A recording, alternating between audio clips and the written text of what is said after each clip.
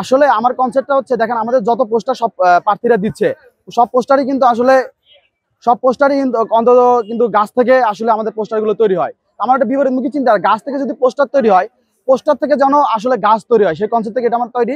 এটা হচ্ছে একটা বন কাগজের পোস্টার, এটা বিশেষ প্রক্রিয়ায় তৈরি করা, একটা বিশেষ টেম্পারেচারে পোস্টারটা ডিজাইন করা। এখানে প্রত্যেকটা পোস্টার আমার 15 থেকে 20টা গাছের বীজ আছে। এই বীজটা হচ্ছে পোস্টারটা না কেটে, পোস্টারটা ছিঁড়ে যদি কেউ ফেলে দেয়, তার টবে 7 থেকে 8 দিনের মধ্যে গাছের চারা জন্মাবে। আমার কনসেপ্ট হচ্ছে 16 তারিখে যদি নির্বাচন শেষ হয়ে যাবে, কিন্তু আমার এই গাছের চারাটা কিন্তু সবার রুমে থেকে যাবে। অর্থাৎ রাকসুর পরে কিন্তু আমার একটা গাছ কিন্তু সবার রুমে থেকে যাবে। এই কনসেপ্টটা হচ্ছে আমার, এই কনসেপ্টটা থেকে এটা আমার করা। আমার জন্য সবাই দোয়া রাখবেন। আমি খেলাধুলা ক্রীড়া বিষয়ক সম্পাদক, আমি স্পোর্টস সেক্রেটারি পদপ্রার্থী আর কি। স্পোর্টসের সাস্টেনেবল ডেভেলপমেন্টের জন্য স্পোর্টস সায়েন্সের কারণে কেউ এই সেক্টরে আসা উচিত। এটা হচ্ছে আমার বিষয়। আমার পোস্টারটা সবাই যত্ন সহকারে রাখবেন এবং 16 তারিখ পর, অন্তত 16 তারিখ পর্যন্ত সংরক্ষিত করে 16 তারিখ পর অন্তত নিজস্ব টপে এটা ছিঁড়ে অন্তত ফেলে রাখবেন। 7 দিনের মধ্যে গাছ জন্মাবে আর কি, বন কাগজের পোস্টার।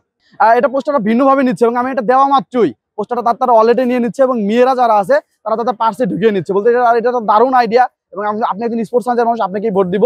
এই যে আশ্বাস, এই যে তাদের যে যত্ন করে রাখা, এটা আমাকে অনেক বেশি উৎসাহিত করছে যে আমি 16 তারিখ পরও কিন্তু রাশিতে আর কোনো ক্যান্ডিডেট থাকবে না, কিন্তু আমি তাদের রুমে, তাদের কোনায়, কোনো এক টেবিলের কোনায়, টবে আমি থেকে যাব।